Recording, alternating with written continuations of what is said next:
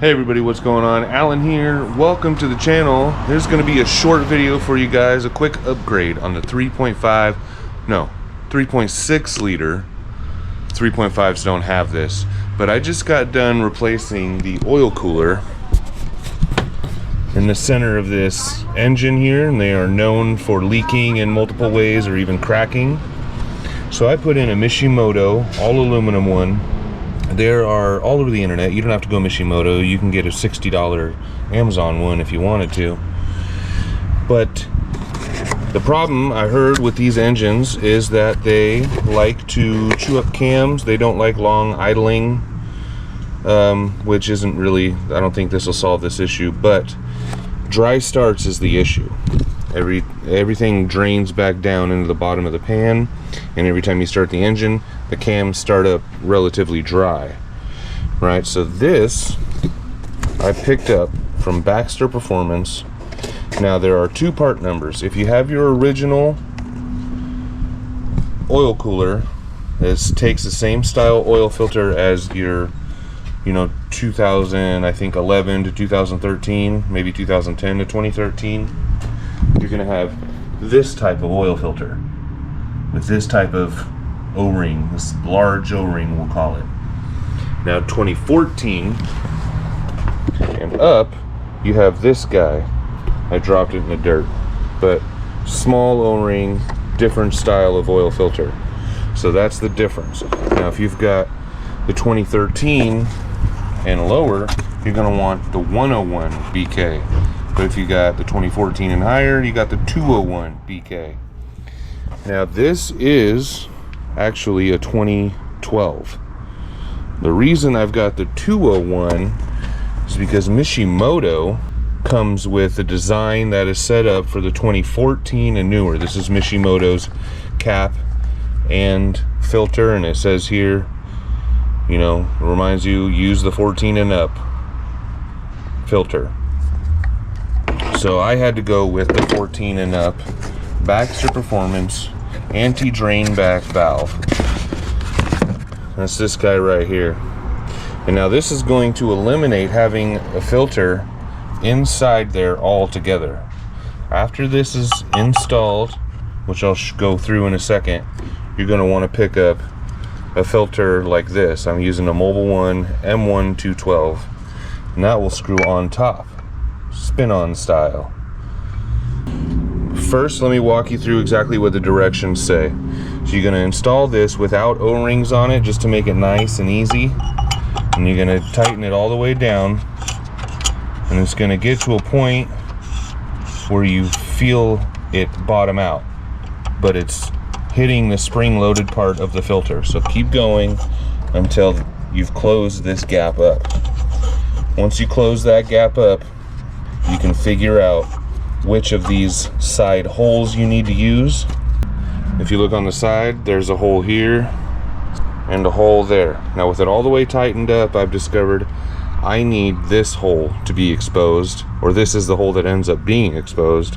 So that is the hole that I will install this valve into. The other hole I will have to plug with this plug here, Allen head plug. Put a little oil, put a little silicone around that, and we'll tighten that up. Then you can put your O-rings on here and here. Wrap a little lube around it, around both of them, a little oil around both of them, and we can install it, and then I'll show you what to do after that. So I like to use Ultra Gray myself instead of the black stuff. It's because it does the same stuff, but better. And this is the one to the right of the letters. This is the one I need to block off. Oh wow, it's not metric. Made in the USA. Okay. Clean this up a little bit here. Now we'll put on these O-rings.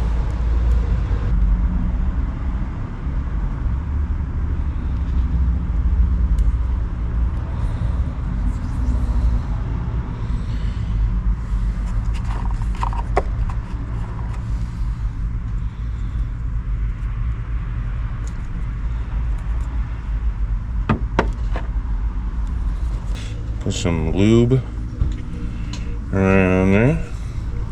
Some lube there. And lube on this face seal as well.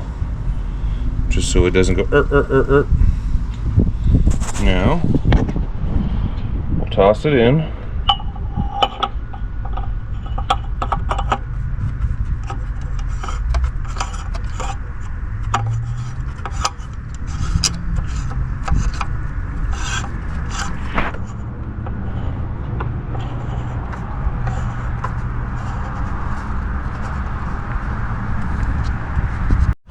Now with a 1-inch deep socket, we can tighten this up the rest of the way.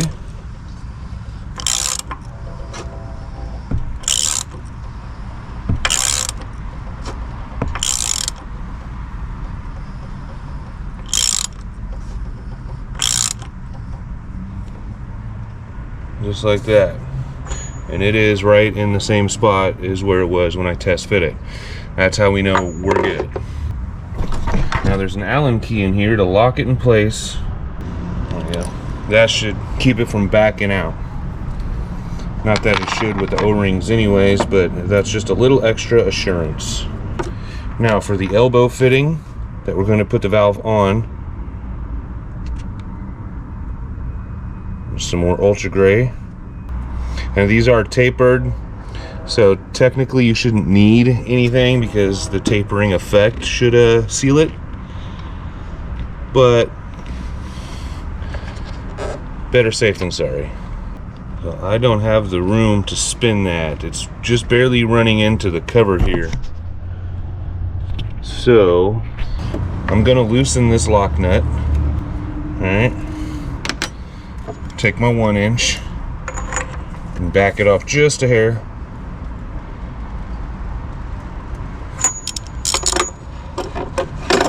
Now I've got room to swing this around and tighten it.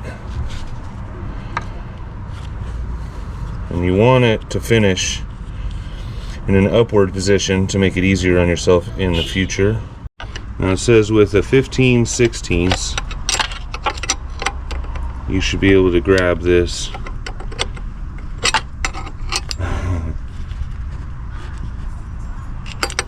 whole fitting.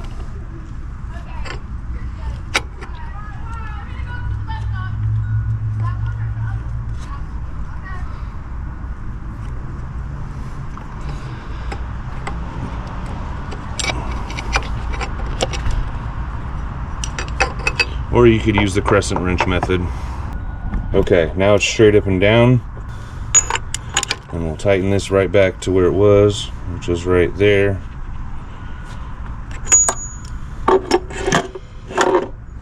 We'll go a hair further.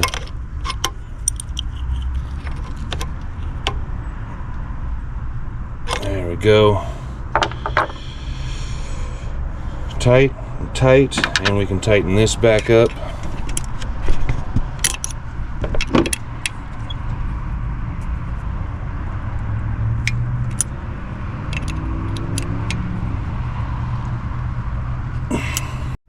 Now this is the actual Schrader valve, and it's got Teflon tape on it already, so we can slide that into place.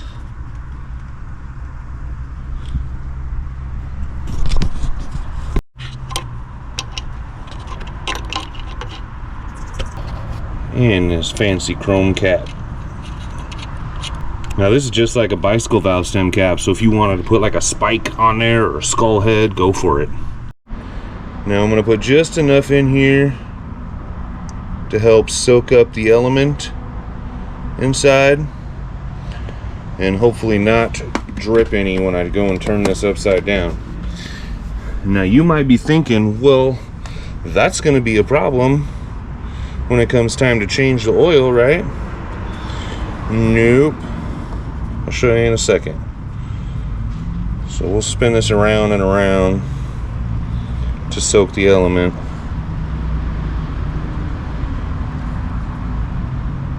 And yeah, there it is. There's not even any more in there, so I'll add a few more drops. I want to put as much as possible. Alright, spin this around fast enough so it doesn't puddle, And then with a skilled hand,